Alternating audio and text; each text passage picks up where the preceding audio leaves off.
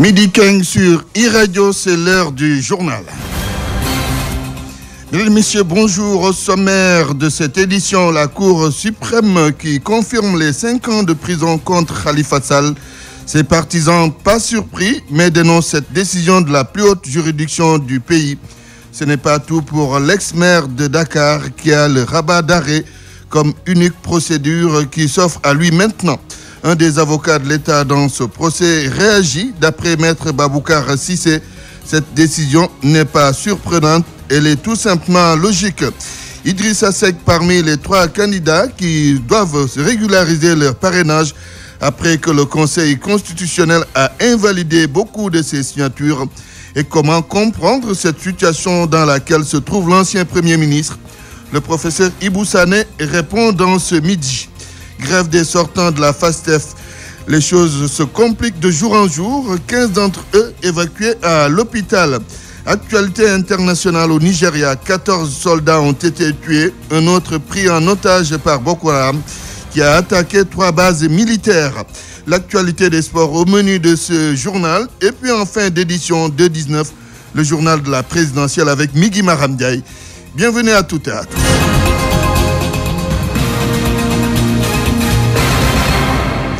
Au micro, Antoine Diouf, à la technique Alioune Diassé. La Cour suprême confirme la décision de la Cour d'appel qui avait condamné Khalifa Ababacar Sall à 5 ans de prison ferme dans l'affaire de la caisse d'avance de la mairie de Dakar.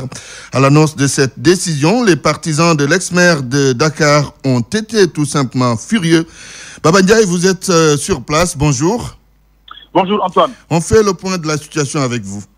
Affaire Khalifa Ababacar Sall, la Cour suprême a rendu sa décision aujourd'hui. L'ancien maire de Dakar, Khalifa Ababacar Sall, est donc condamné à 5 ans de prison après une confirmation de la Cour suprême. Une décision qui ne surprend guère les conseils de l'ex-maire de Dakar, candidat à la prochaine élection présidentielle, mais aussi des partisans, d'après Maître Amadou Alekan, conseiller de Khalifa Ababacar Sall. Ce dernier garde toujours ses droits civils.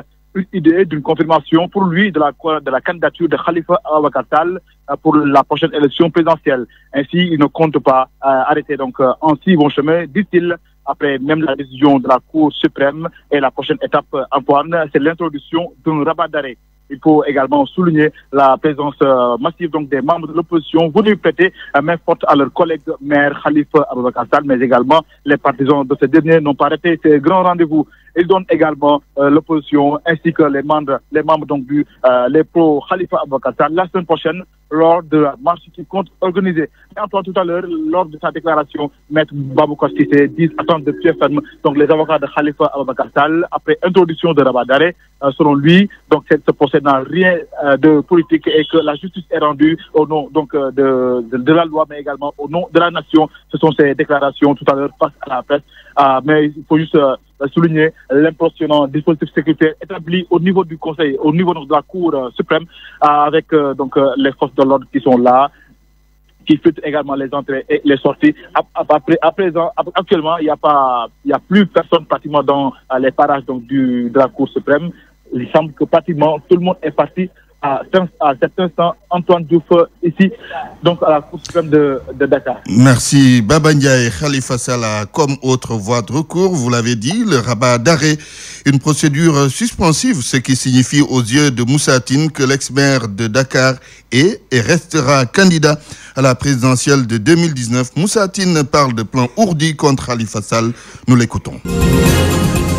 C'est que malgré les avancées que nous avons pu faire en matière de décentralisation, aussi bien dans notre pays que dans d'autres pays, aujourd'hui le juge de cassation dit aux Sénégalais que malgré ce qu'en dit la Constitution, l'argent de la ville de Dakar appartient maintenant à l'État. Ça veut dire que maintenant, chaque Sénégalais qui a un problème contre une collectivité locale a la possibilité de saisir directement l'État du Sénégal. C'est un étonnement, c'est un recul dans le cadre de notre politique de décentralisation. Et je vous l'ai dit, c'est un plan ourdi qui n'a que pour objectif que d'empêcher la candidature de Khalifa Sall. Je voudrais rassurer tout le monde.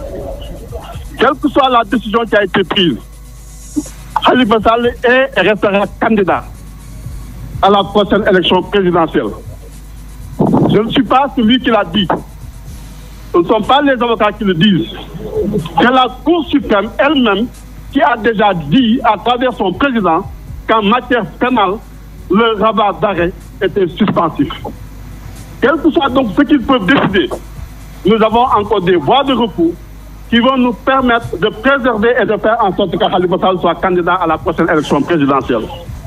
Nous avions compris que nous avons des magistrats aujourd'hui qui acceptent d'être instrumentalisés, d'être à la solde de l'exécutif, d'être au service d'un homme, malgré ce que l'UMS a dit. Un des avocats de l'État réagit pour Maître Baboucar Cissé. Cette décision est tout simplement logique. Nous l'écoutons au téléphone de Mohamed Kandji. Ce que je peux vous dire, c'est que la décision, la Cour suprême a rejeté le pouvoir de M.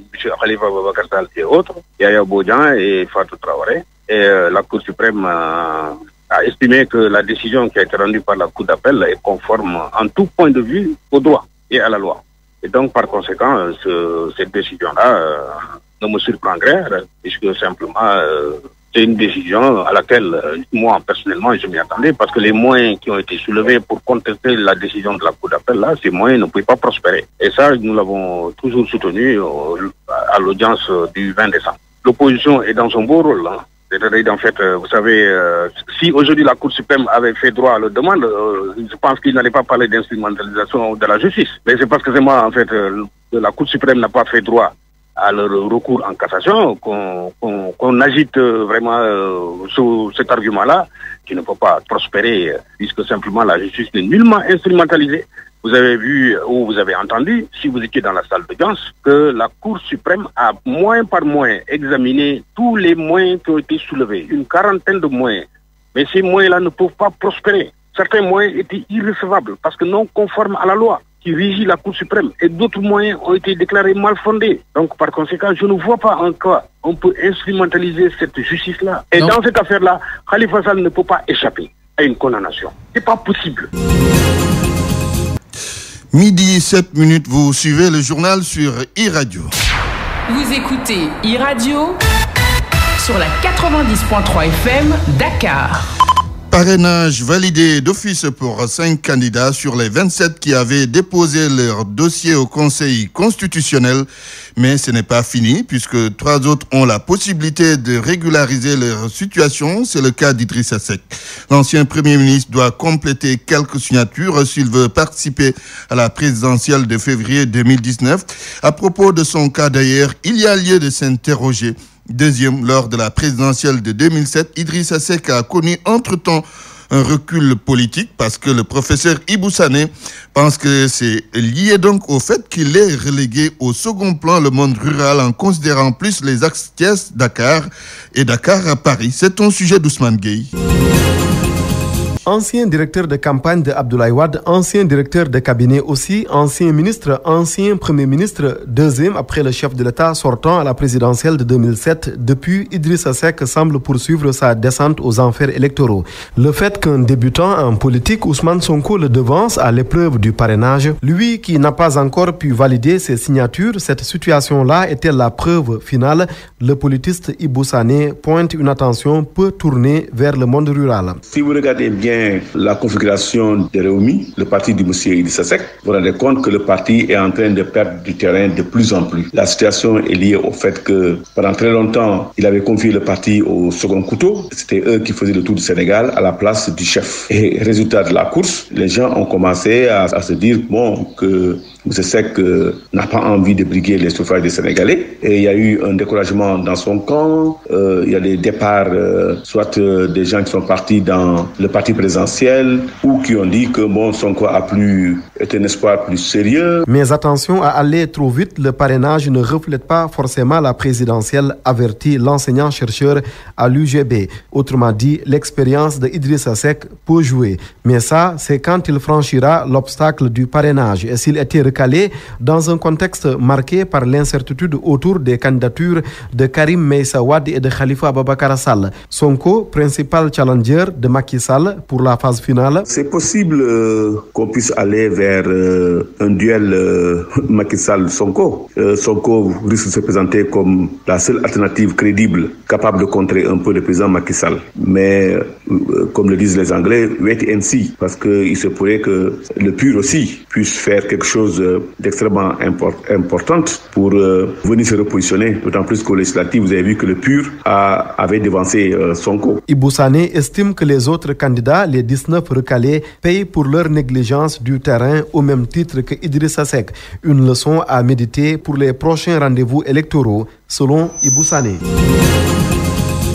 À Mbour, des difficultés ont été notées dans le retrait des cartes d'électeurs. Beaucoup de citoyens ne parviennent pas à entrer en possession de leurs cartes qui ont été transférées dans d'autres localités hors du département. Correspondance à Lucan. La pré-campagne démarre ce vendredi 4, mais dans le département de Mbour, des cartes d'électeurs sont encore en souffrance dans les différents centres de retrait. Dans la commune d'Onguekhokh, par exemple, Habib Thiam confie qu'il a certes retiré sa carte avec un léger retard, mais beaucoup de citoyens de cette localité coiffée par le maire Pape Diouf risquent de rater le rendez-vous électoral de 2019. Non, il y a beaucoup de cartes en souffrance qui n'ont pas été retirées, ça c'est clair. En Mbour commune, Sané frôle la soixantaine. À son avis, le même cas est constaté à Mbour. D'ailleurs, dit-il, en dehors de l'écho faisant état de centaines de cartes d'électeurs non encore retirées, il a lui-même constaté au CEDEPS de Mbour et à la préfecture que plusieurs cartes sont rangées dans les tiroirs. Au niveau de la préfecture, aussi,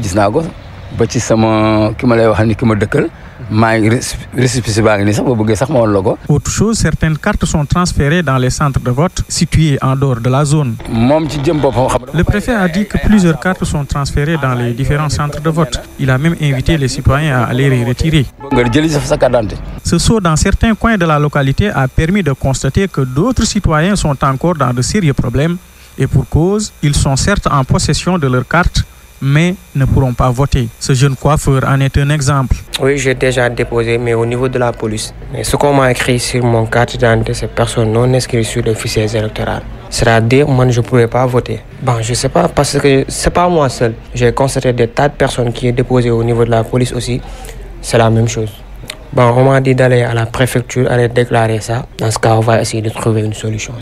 Le préfet de Mbour a promis de réagir sur les ondes de e-radio cet après-midi pour éclairer la lanterne des Sénégalais sur tout ce qui a trait au retrait des cartes. Aliou Kanbour, e-radio. L'élection présidentielle à venir et la situation de pré-campagne peuvent-elles avoir un impact négatif sur l'économie nationale? Question que l'on se pose très souvent, mais en répondant à cette interrogation, l'expert financier Thierno Sarro reste dubitatif ou Moukal Sumba. D'après de nombreux observateurs, les enjeux de l'élection présidentielle de février 2019 sont nombreux. Des enjeux sociopolitiques et économiques, raison pour laquelle on se demande quel va être l'impact de ce scrutin sur l'économie nationale. Thierno Sarro, expert financier. Une élection ne doit pas avoir un impact sur l'économie. Parce que lorsqu'on parle d'économie, en général, on parle des personnes qui travaillent, qui reçoivent le salaire, des gens qui sont en banque, des commerçants. Eux tous, aujourd'hui, si on prend cette période d'aujourd'hui jusqu'au 24 ou jusqu'au mois de mars, ils continuent leur activité. Si on veut parler de l'économie réelle, l'économie du Sénégalais lambda, les élections ne vont pas toucher réellement, on va dire, à son activité. D'après le coach en éducation financière, il est légitime par moment de se poser cette question. Là où il peut y avoir un impact, et c'est de là d'où est venu, on va dire, toutes ces questions-là, certaines administrations pourraient ne pas délivrer le service attendu lors de cette période-là. Cependant, il est bien possible dans certains cas que la réaction de nos gouvernants en cette période préélectorale impacte négativement l'activité économique. Éventuellement, certains directeurs qui occupent en même temps des postes politiques pourraient partir en campagne durant 2-3 semaines et peut-être retarder éventuellement quelques signatures. Éventuellement, je vous donne juste un cas comme ça, le président Macky doit signer un grand contrat avec les États-Unis à coût de milliards. Il va se poser la question, est-ce que je signe un contrat qui peut engager le Sénégal sur 5, sur 10 ans à une semaine des élections, ou est-ce que j'attends après les élections? Si je gagne, je le signe. Si c'est quelqu'un d'autre qui gagne, c'est lui qui va signer ce contrat-là. On pourrait dire qu'il serait préférable d'attendre après les élections pour signer des contrats qui engagent le Sénégal. Et donc, de ce point de vue, à très court terme, ça peut impacter parce que s'il avait signé, maintenant, peut-être cet investisseur américain allait commencer à recruter des Sénégalais, commencer à investir. Une élection présidentielle est souvent dominée par des questions économiques. On se souvient toujours de l'attitude du président américain Donald Trump, qualifié à l'époque de protectionniste, et la France qui avait pris la part de marché à l'export. En tout cas, en Afrique, les marchés économiques sont fébriles dans les pays où les élections sont sous haute tension. Valeur ajoutée des entreprises du secteur formel, l'Agence nationale de la statistique et de la démographie note un accroissement dans son rapport. Cette croissance est-elle portée par le secteur des bâtiments? L'économie du Sénégal est-elle en bonne santé? Élément de réponse avec Amina Tandong. Entre 2016 et 2017, la valeur ajoutée des entreprises du secteur formel a fait un bond. Cependant, cet accroissement est porté essentiellement par le BTP et les industries dont le capital dépasse 2 milliards de francs CFA. Pour Ibrahim Gueye, économiste, cela s'explique. C'est pas étonnant aussi que l'on dise que c'est le secteur des BTP et des mines qui porte cette croissance, dans la mesure où les travaux d'infrastructure qui sont en train d'être faits, donc Ilatouba c'est terminé, donc le terre, les travaux de terrassement et autres là, les constructions de gares, ils sont là. Au niveau de Diamniadio, les cités ministérielles et l'habitat social qui est en train d'être développé, ce sont des secteurs porteurs qui font de sorte que la croissance est effectivement portée par le secteur des bâtiments. Cet accroissement exclut les petites et moyennes entreprises. Cela reflète-t-il une bonne santé économique? Ibrahim Gueye répond par l'affirmatif. Quand on prend la chaîne de production, donc ce que chaque entreprise ajoute en valeur par rapport aux charges qui ont été nécessaires pour sa production, c'est ça qu'on appelle valeur ajoutée. Et cet ensemble-là est une mesure de la richesse dont les entreprises ont été porteurs pendant une année. Donc, ça mesure exactement la richesse qui a été produite par les entreprises. Selon le dernier rapport de l'Agence nationale de la statistique et de la démographie, la valeur ajoutée des entreprises du secteur formel s'est accrue en 2017 de 8,7%. L'ANSD informe que la valeur s'est hissée à 2187 milliards de francs CFA à prix courant contre 2012 milliards de francs CFA en 2016. Amina Tandong, les populations de Bignona réclament à l'État un quai de pêche. La localité en a besoin pour son développement. Pour les populations de Bignona, donc, il faut le dragage du fleuve et l'ouverture du barrage d'Afignam. Mohamed Kandi. Bignona mérite un quai de pêche. C'est ce que pensent en tout cas les populations de la localité. L'activité occupe une place très importante dans le développement de cette partie du sud du pays, selon Alioune Badara Ndiaye. À Bignona, il y avait donc un port à Bignona dans un passé récent. Quand on était encore enfant, donc les bateaux débarquaient à Bignona. C'est autour des années 80, avec l'implantation du barrage donc d'Afignam, que le fleuve s'est tari. Mais jusqu'à présent, il y a encore du poisson, il y a encore de l'eau, mais la navigabilité n'est pas possible sur ce fleuve. C'est pas difficile de mettre un quai de pêche à Bignona. Pour doter Bignona d'un quai de pêche fonctionnel, deux solutions s'imposent. Draguer le fleuve, parallèlement au dragage, ouvrir le barrage d'Afignam. Voilà les deux axes majeurs sur lesquels l'État peut se baser donc pour ouvrir le quai de pêche de Bignona. Donc c'est pas compliqué. Il s'agit juste de draguer le fleuve, premier élément. Deuxième élément, ouvrir le barrage d'Afignam, parce que c'est le barrage d'Afignam qui a tué le fleuve de Bignona. Ce souhait d'acquérir un quai de pêche est renforcé par l'annonce du président de la République lors de son discours à la nation. Macky Sall ayant promis de concrétiser cette doléance des populations, une promesse très bien accueillie et qui va permettre de développer le secteur dans la Fogny. À Kolda, le collectif des handicapés visuels dit attendre beaucoup ou toujours la concrétisation d'une vieille doléance portant sur la création d'une école qui leur sera dédiée. Les handicapés de Kolda demandent également au gouvernement de revaloriser la carte d'égalité des chances dont ils ne bénéficient pas toujours. Seydou Diatta. L'adresse du chef de l'État à la nation au soir du 31 décembre continue de susciter des réactions. Le collectif des handicapés visuels à Kolda se dit rester sur sa faim et émet des doutes sur la sincérité du bilan établi par le chef de l'État dans le domaine de l'éducation.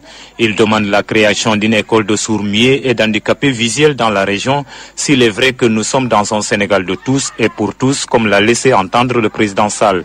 Malankondjera a porté la parole. Tout le temps, Monsieur le Président, Son Excellence disent un Sénégal de tous et pour tous. Or que nous, les handicapés visuels, nous sommes des citoyens en part entière. L'éducation des visuels et l'éducation des sourds-muets, c'est le programme du ministère de l'Éducation nationale. Qu'est-ce qui est la différence? C'est la méthode Braille. Qu'ils aident les handicapés, en particulièrement les handicapés visuels et les sourds-muets. Qu'on ait ici une école, parce qu'on parle de l'éducation inclusive, que tout le monde doit aller à l'école. C'est un droit pour toute personne.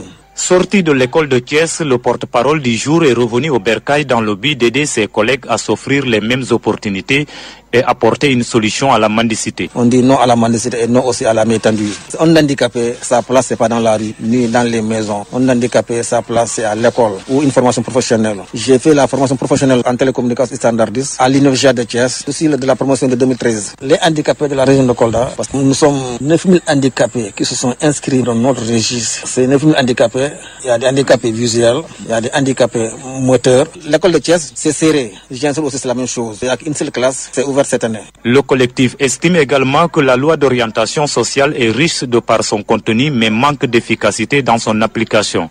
Car, poursuit-il, même les cartes d'égalité de chance ne leur servent pratiquement pas à grande chose. Radio Kolda, Sédoudiata. En plus bref, la situation se complique pour les sortants de la FASTEF qui observent une grève de la faim. À ce jour, il y a eu 15 évacuations à l'hôpital et l'un d'entre les grévistes de la faim se trouve dans une situation grave. L'actualité internationale sur e-Radio. Bonjour Bokar Alpha Khan. Bonjour Antoine. Gambie, rien ne va plus entre le président et sa formation politique. Oui, selon plusieurs observateurs de la vie politique gambienne, le torchon brûle entre le président Adama Barrow et les membres du Parti démocratique unifié, l'UDP, le parti qui détient la majorité au Parlement et qui a remporté les dernières municipales. Le statut du président de la République, démissionnaire du parti en 2016 pour être le candidat de l'opposition, divise au sein de la formation.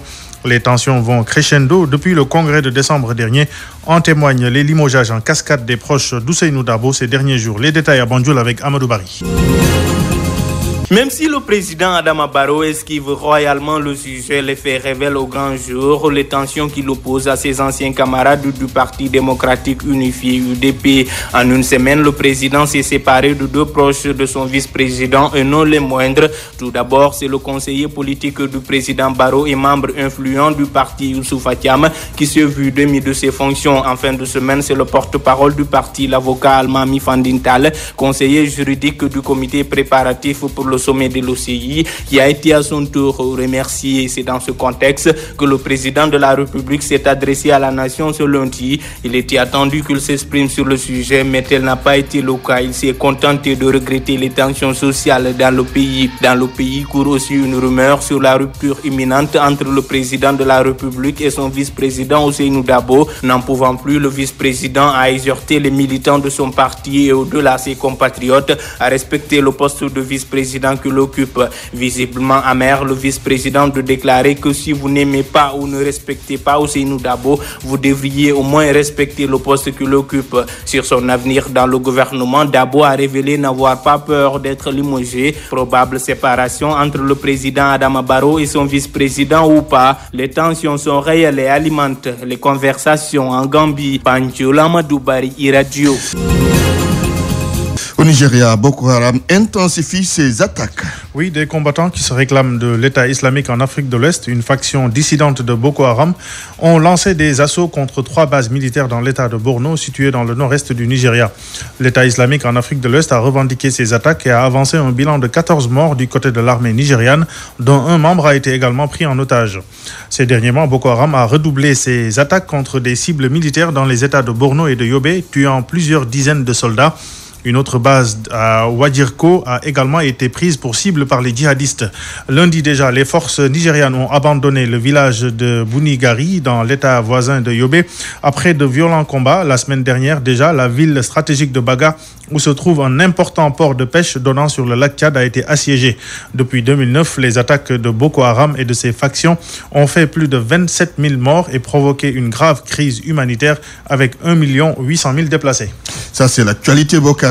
Quel est aujourd'hui l'état des relations entre Boko Haram et l'État islamique en Afrique de l'Ouest?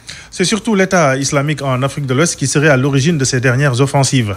C'est une faction dissidente de Boko Haram dirigée par Habib Youssouf, alias Abu Musab al-Barnawi. Il est le fils aîné de Mohamed Youssouf, le fondateur de Boko Haram, assassiné en détention par les autorités nigérianes en 2009. Ce Habib Youssouf, alias al-Barnawi, est un ancien adjoint d'Aboubacar Shekou, l'émir de Boko Haram, qui l'a encouragé en 2015 à prêter allégeance à Daesh. Une allégeance acceptée alors par Abu Mohamed al-Adani, le responsable des opérations extérieures et accessoirement porte-parole de Daesh, avec la création officielle de la Wilayat de l'Afrique de l'Ouest. La Wilaya, c'est un peu une entité administrative comme une région ou un département. Alors, Mohamed al-Adani a été tué depuis le 30 août 2016. Alors, al-Barnawi a fait sécession en 2016 en maintenant son affiliation à Daesh et ralliant à sa cause plusieurs lieutenants et chefs de clan comme son frère Adam Badri Mohamed Youssouf ou encore Maman Nour, responsable de l'attentat d'août 2011 contre le siège des Nations Unies à Abuja, ou encore Aboubakar Menoké, son conseiller militaire. C'est donc naturellement que al-Barnawi a été officiellement intronisé en 2016 par Daesh comme wali, donc le gouverneur de l'État islamique en Afrique de l'Ouest, un véritable désaveu infligé à Aboubakar Shekou. Fort logiquement, il n'a pas accepté sa destitution de fait. L'État islamique en Afrique de l'Ouest a connu de nombreux problèmes internes l'année dernière. Oui, en août, Maman Nour et plusieurs de ses fidèles ont été exécutés sur instruction de Daesh car ils incarnaient une tendance trop modérée du mouvement, acceptant de négocier la restitution des otages contre une remise de rançon. En octobre, Ali Gaga, le numéro 3 de l'État islamique en Afrique de l'Ouest, a été assassiné à son tour car soupçonné de vouloir se rendre aux autorités nigérianes. Depuis, il y aurait du mou dans le groupe terroriste. C'est peut-être cette crise interne qui a poussé le mouvement à intensifier ses opérations offensive contre les forces nigérianes. Comme le dit l'adage Antoine, rien de tel qu'un ennemi à combattre pour resserrer les rangs. Selon les différents analystes, les effectifs totaux de l'État islamique en Afrique de l'Ouest et de Boko Haram varient entre 6 000 et 30 000 combattants, en majorité issus de l'ethnie Kanouri.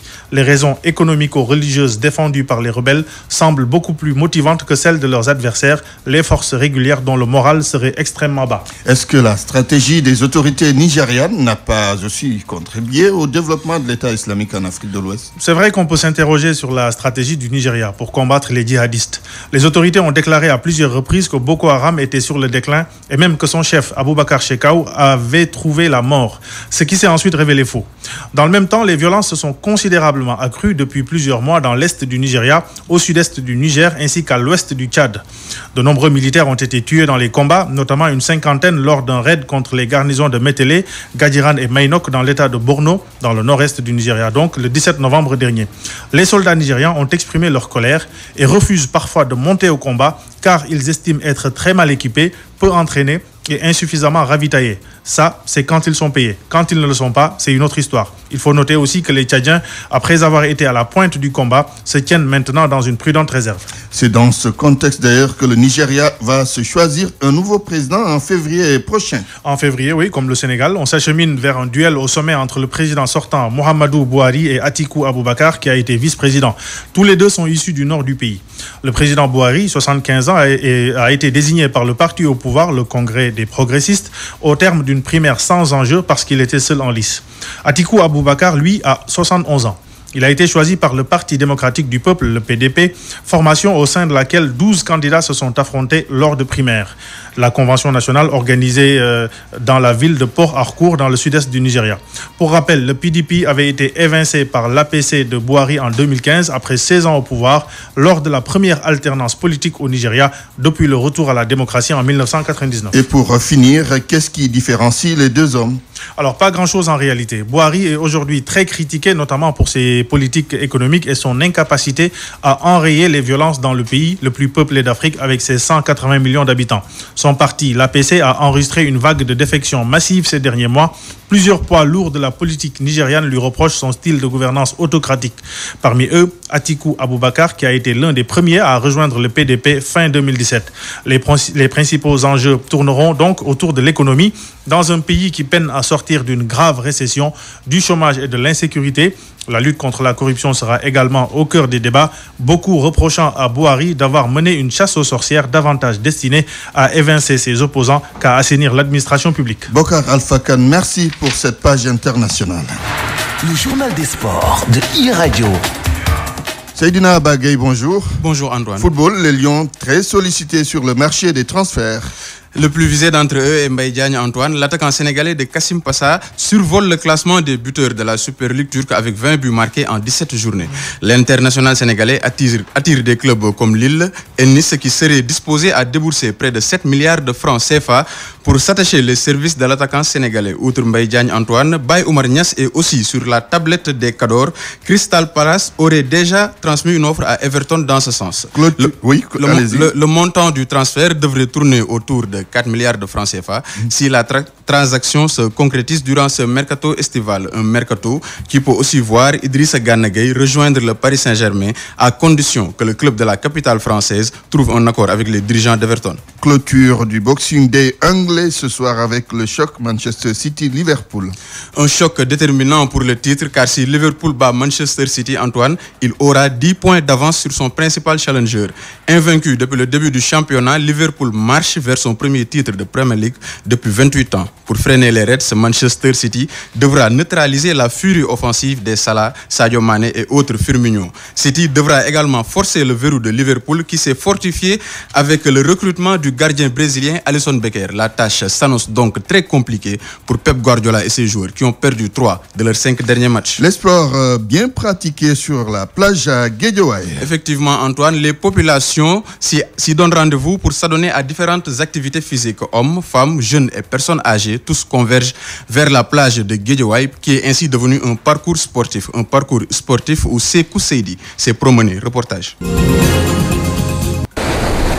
Sur le sable fin de la plage, ce jeune homme fait des pompes. Les 2 mains sur le sol, les jambes bien tendues. Il fait répéter ses efforts quelques minutes avant de se relever pour reprendre son souffle. Mon nom c'est Liva Correa. Âgé d'une trentaine, Liva Correa a choisi la mer pour s'entraîner. Il nous donne ses raisons. J'ai choisi la mer pour 2 raisons. La première raison, d'abord ici, il y a de l'espace. Un espace énorme. Tu peux faire tout ce que tu veux, comme tu veux. Deuxièmement, la mer, il y a vraiment une énergie qui se dégage ici. Vraiment que moi, je ne trouve pas dans les salles. Bien sûr que je m'entraîne dans les salles de musculation, mais je m'entraîne aussi souvent ici à la mer. À quelques mètres de là, un robuste jeune du nord de Vieux-Diola s'entraîne en faisant des flexions. Ce jeune lutteur a opté pour la mer afin de bien préparer son prochain combat. C'est parce que C'est parce que le sable regorge d'énormes potentiels. Ça fait du bien de s'entraîner ici. Le sable renforce ma puissance. J'y gagne beaucoup de force. C'est vraiment le bon endroit pour faire mes activités sportives.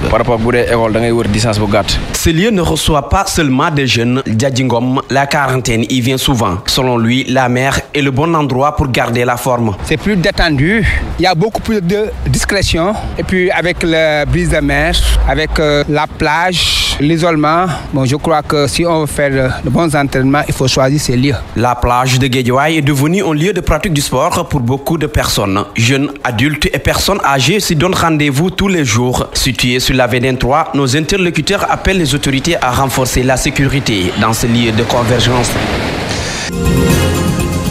E-sport, la lutte intègre le monde des jeux vidéo. Et c'est grâce à un jeune Sénégalais, ingénieur informatique du nom de Cheikh Tidiane Diouf. Ce dernier veut rendre la lutte avec frappe célèbre à travers les grandes plateformes de sport électronique. Comment est né son projet? Quels sont ses objectifs? Élément de réponse avec Aminata Ndong. À 27 ans, Cheikh Tidiane Diouf crée le premier jeu vidéo sur la lutte sénégalaise. Il nous explique d'où vient cette idée. Cette idée ne vient pas de moi. Quand nous étions jeunes, mes frères et moi aimions beaucoup jouer aux jeux vidéo. C'est ainsi qu'un jour, mon grand frère a trouvé dommage que la lutte sénégalaise n'ait pas un jeu vidéo la représentant. Créer un jeu vidéo est une lourde tâche, dixit ce jeune ingénieur en informatique. Pour dire vrai, c'est le projet le plus difficile que j'ai eu à réaliser. En général, un jeu vidéo 3D, surtout quand c'est humanoïde, est développé par une équipe de développeurs, de modélisateurs 3D, d'animateurs 3D, et tout cela accompagné d'un matériel sophistiqué. Il y a quelques mois de cela, je ne connaissais rien au développement de jeux vidéo. Rien, absolument. L'objectif de Cheikh Tidiane Diouf est de faire de l'Ambu jeu vidéo le premier en Afrique à intégrer les grandes plateformes. Au-delà de l'idée de faire connaître la lutte sénégalaise à travers un jeu vidéo, mon objectif à moi, c'est de faire que l'Ambu soit le premier jeu vidéo en Afrique à intégrer les consoles tels que PlayStation et Xbox. Cheikh Tidiane Diouf veut ainsi faire de l'ambi-jeu vidéo une référence dans le e-sport. Pour ce, il sollicite le soutien des autorités. Retour à Dakar, plus particulièrement à la Médina, où Amadou Diaba se met au service de sa communauté. Effectivement, Antoine, avec la 3e édition du cross qu'il organise, Amadou Diaba veut marquer sa reconnaissance à son quartier d'origine, mais aussi initier les jeunes au sport qu'il a révélé à la face du monde. Cette année, outre le cross, une randonnée pédestre sera organisée pour les femmes. Amadou Diaba a aussi étendu cette initiative à d'autres régions du Sénégal. Écoutons-le au micro de e-Radio. Bon, c'est une activité que je fais actuellement partout dans le Sénégal pour aider les ligues à faire des crosses. Parce que moi, je suis issu de cross, donc ça a été abandonné depuis très longtemps. Donc maintenant, c'est mon rôle, si je peux aider la Fédération sénégalaise d'athlétisme et les ligues pour y organiser. Hier, j'ai organisé à Thiès. Et il y a 2 semaines, j'avais organisé à Kaolack. Donc maintenant, le 6, nous le faisons à Dakar avec la Médina, parce que je suis né à la Médina, j'ai grandi à la Médina, j'ai commencé le sport à la Médina et il y a des sommités sportives au niveau de la Médina. Donc maintenant, en retour, il faut que je donne quelque chose à mon quartier. Donc c'est la 3e édition que nous faisons au niveau de la Médina, parce que cette année, c'est un aspect beaucoup plus d'union pour unifier les jeunes contre la violence, les nawetan, des jeunes qui errent dans la rue. Donc c'est plus l'union sacrée des 12 ASC déjà et des jeunes de la Médina. C'est tout pour ce journal de sport du Midi King, Antoine. Merci Seydina Abagay. e-Radio, reportage. La rubrique L'autre info, les jouets pour enfants constituent-ils un danger pour la santé des tout-petits? Il y a ceux qui le pensent sincèrement, mais pour d'autres, pas de souci à se faire. C'est un sujet de Faloudon. Sur le trottoir de l'allée Centenaire, le petit Abdou joue avec son avion qui ne parvient pas à décoller. À quelques pas, on aperçoit une fillette accompagnée de sa maman. La petite Awa veut devenir docteur, c'est pourquoi sa mère n'a pas eu de problème pour savoir le cadeau qui lui ferait plaisir. Interrogée sur les dangers que pourraient avoir certains cadeaux sur la santé de son enfant, Madame Ndiaye ne se fait pas de soucis. Non, il n'y a pas d'inconvénient. Je n'y vois pas d'inconvénient aux astuces des jouets. Un avis différent de l'opinion d'Aminata Sen. Très clair, regard innocent, cette fillette de 9 ans liste dans une voix suave les dangers de certains jouets. Il peut y avoir des cadeaux en plastique qu'on peut avaler ou qu'on peut s'étouffer avec, avoir des maladies comme l'asthme. Et il y a certains cadeaux qui peuvent nous faire mal, qui ont des trucs pointus ou des trucs comme ça, et c'est ça qu'il faut éviter. Adam Sen est le père de la petite Aminata. Pour lui, les parents doivent veiller à la qualité des cadeaux. Nous sommes actuellement dans le tout commercial. La recherche de gains souvent s'accompagne avec l'absence d'une certaine éthique. Donc il revient aux parents de veiller à la qualité du produit. Cependant, Modouguey persiste. Ces jouets ne présentent aucun danger sur la santé. Il est vendeur au marché Centenaire. Ce ne sont pas des jouets dangereux, quoi. Et aussi, on n'interdit pas à ces dangereux aux enfants. Par exemple, si vous allez à la pharmacie, on vous indique derrière les médicaments, il faut le mettre hors portée des enfants, par exemple. Mais ces jouets-là sont uniquement fabriqués pour les enfants. Il n'y a pas de danger sur cela. Dangereux pour la santé ou pas, les jouets pour enfants inondent les marchés en cette période de l'année, au grand bonheur des tout petits. GD16 vous offre la revue de presse. La presse du jour, c'est avec Ousmane Gueye. Issa Sall, Macky Sall, Khalifa Babacar Sall fixés ce jeudi dans l'affaire de la caisse d'avance. Ousmane Sonko et Karim Meïssa Wade admis dès le premier tour. Les Échos donnent ainsi la liste des candidats déclarés qui ont réussi à franchir l'obstacle du parrainage. Le sort de 19 autres, dont Abdoul Mbaye, Aïssata Tall Sall et Aïda Mbodj, déjà scellés. Définitivement out en attendant la régularisation ou pas, pour prendre les termes de enquête des cas Idrissa Seck, Malik Gakou et Madi Kenya.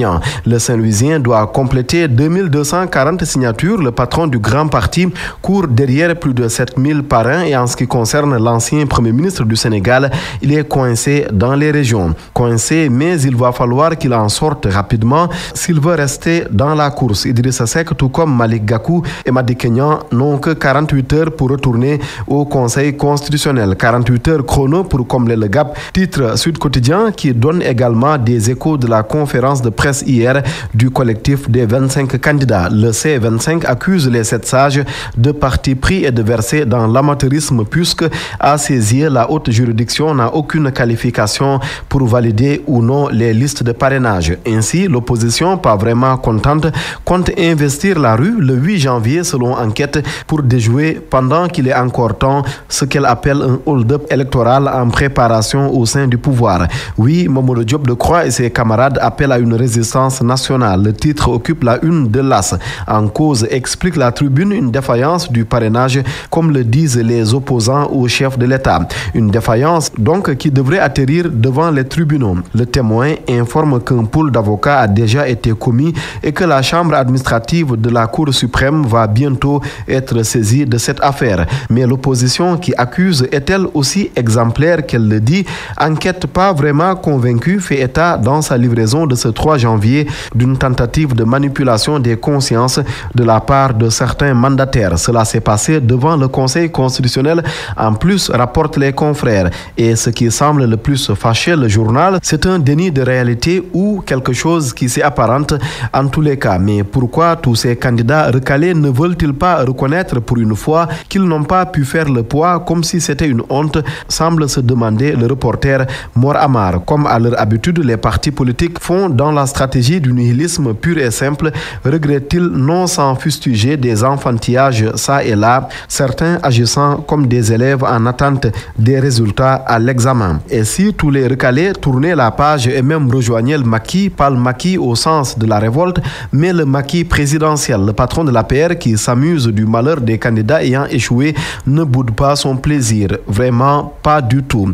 Ils peuvent venir participer avec nous aux élections, lance le chef de l'État, tout sourire à la page 6 de Les Échos. Peut-être en 2024, si je ne suis plus là, ils pourront avoir une chance, raille encore Macky Sall avant de lâcher la phrase finale qui sonne comme un coup de grâce. Le combat est fini dans Enquête. Et pendant ce temps, des interrogations encore et encore sur le retour de Karim Wade, candidat des libéraux. Va-t-il fouler le sol sénégalais en perspective du rendez-vous électoral du 24 février? Il viendra, assure le chargé de communication du PDS dans la tribune. Seulement, les confrères sont convaincus du contraire et pour cause, la tribune invoque une visite secrète du procureur du Qatar à Dakar les 24 et 25 décembre dernier. Quel lien entre les deux? Le docteur Albin Al-Mari voulait amener les autorités sénégalaises à accepter un retour sans risque pour l'ancien ministre d'État, mais la mission a échoué, raconte le journal qui en conclut donc que Wade fils ne devrait pas du tout se hasarder à prendre le chemin du retour. Une épée de Damoclès également au-dessus de Ousmane Sonko? Pas vraiment. Enfin, peut-être. Libération titre ce matin sur sa sortie le 31 décembre dernier à la télévision. Dit-il vrai sur le nom de son cabinet? D'ailleurs, s'agit-il de Atlas ou Mercalex? Libé explique que Madiambal Diagne a dit vrai et que le leader de PASTEF a menti. Dans cet Atlas d'une nébuleuse, pour reprendre la une des confrères, Mercalex qui a signé la convention objet de la polémique est aussi lié à l'ancien inspecteur des impôts et domaines puisqu'il y est directeur associé. GD16 vous a offert la revue de presse. C'est la fin de cette édition. Je vous rappelle les principales informations. La Cour suprême confirme les 5 ans de prison contre Khalifa Ababakar Sall. Ses partisans, pas surpris, mais dénoncent cette décision de la plus haute juridiction du pays. Un des avocats de l'État dans ce midi a réagi. D'après Maître Baboucar Sissé, cette décision n'est pas surprenante, elle est logique. Idrissa Seck parmi les 3 candidats qui doivent régulariser leur parrainage après que le Conseil constitutionnel a invalidé beaucoup de ses signatures. Et comment comprendre cette situation dans laquelle se trouve l'ancien Premier ministre? Le professeur Ibou Sané a répondu dans ce midi. Et puis, grève des sortants de la FASTEF, les choses se compliquent de jour en jour. 15 d'entre eux ont été évacués à l'hôpital. Journal présenté par Antoine Diouf, à la technique Alundiassé, à la vidéo Colo. 13h, Hassan Top pour la grande édition en Wolof. Tout de suite, Salimto suivra le journal de la présidentielle de 19. Après, ce sera Dialgati Khibar. Excellent après-midi à toutes et à tous.